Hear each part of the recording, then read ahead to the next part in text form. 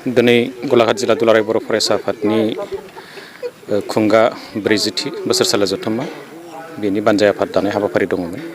बे हाबाफारिया जालांबाय आरो बानजाय आफादनि मासिगिरि महरै जोंनि बर' कसारि वेलफेयार अट'नमास काउन्सिलनि सासे इएम प्रदीप स्वर्गियारी मानगोनां बिथांखौ बेयाव मासिगिरिनि बिबानखौ होनाय जादों आरो गाहाय नेहाथारि हिसाबै गाहाय लिंथुमगिरि हिसाबै नन्देस्वर दैमारि बिथांनो बिबानखौ गथायनाय जादों आरो वर्किं प्रेसिडेन्ट हिसाबै बिनन्द बड'सा बिथाङा धनसिरि जिल्ला बर' थुनलाइ आफादनिबो गाहाय नेहाथारि बिथांनो बे मासिखौ होनाय जादों आरो बेबायदिनो गोख्रों मोनसे बानजाय आफाद दिनै दानाय जादों जे आसाम नागालेण्डनि बे सिमनायाव जे बियो उरियाम घाट रेंमा दख्ला दुलाराय बर' फरायसा आफादनि बेन्दोङाव गोलैयो रंजालि नोगोर बेयाव फैगौ जि खुंगा 40थि बोसोरसालि जथुम्मा बेखौबो खुंफुंनाय जागोन आरो बिनि टेन्टेटिभ डेट हिसाबै जानुवारिनि 3rd उइक बा 2nd उइक बेखौ सायख'नाय जादों।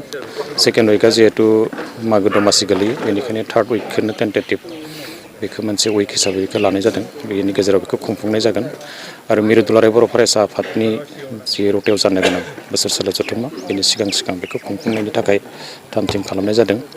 जों आसा थिदों देग्लायनि नैबे बोसोरसालि जथुम्मायाव जोंनि नैबे आसाम नागालेण्ड बर्डाराव थानाय जेसेबांखिनि बर' गामि आरो बर' गामिजों लोगोसे जोंजों लोगोसे रायजो जाफानाय गुबुन गुबुन हारि माहारि बिथांमोननि मददथिजों जों बेखौ गाजा गोमजायैनो खुंफुंनो हागोन आरो बेयाव दुलाराय बर' फरायसा आफादनि आफादगिरि दिपेन बर' बिथांखौनो गाहाय आलासि हिसाबै हांख्रायनाय जागोन आरो बानजाय आफाद आरो बयनिबो लुबैनाय जे बिटिआरनि मानगोनां चिफ प्रमद बर' आरो बेजों लोगोसे जोंनि बर' कसारि वेलफेयार अट'नमास काउन्सिलनि गाहाय मावफुं सोद्रोमा महेनेस्वर बसुमतारी बिथांमोनखौबो बे हाबाफारियाव गेवलां मेलाव हांख्रायनाय जागोन आरो बे हिसाबैनो नैथि सानखालि बेयाव माने सेमिनार बेयाव सावरायमेलनि बेयाव बेबस्था खालामनाय जागोन। मोनसेया जाबाय सोलोंथाइ आरो जोंनि ससिय' इक'नमिक आरो लेन्ड राइटनि सायाव आरो बिनि अनगायै बेलासि समाव बेयाव मोनसे जइन्ट डेलिगेट सेसन प्लास बेयाव मोनसे सेमिनार लानाय जागोन।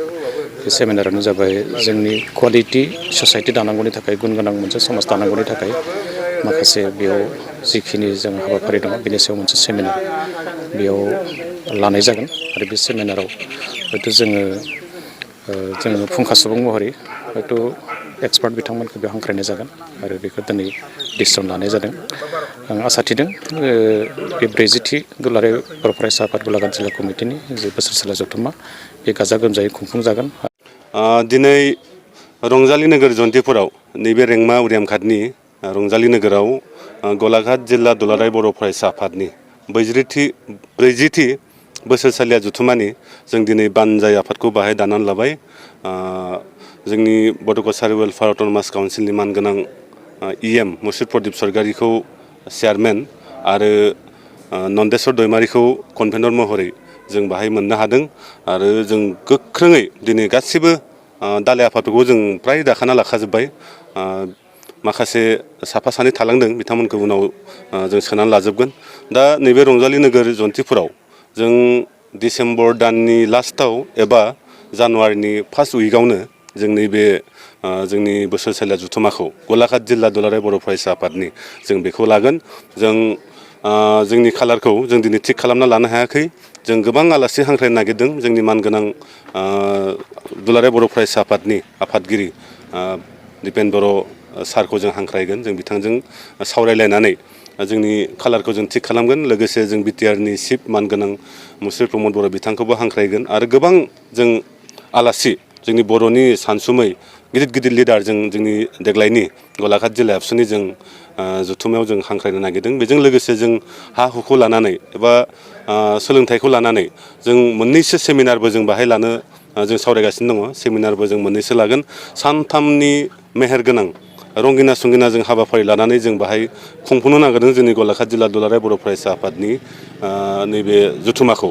गोबां बिथिंखौ लानानै जों खुंगोन। जोंनि हारिमु आयदाखौबो जों लाफादेरदों। थुनलाइ, गेलेनाय, दामनाय देनाय गासिबो जोंनि आयदायानो थाजोबगोन। जोंनि एबसुनि कनफारेन्सआव मा थायो जों बेखौ गासिखौबो जों लाजोबदों।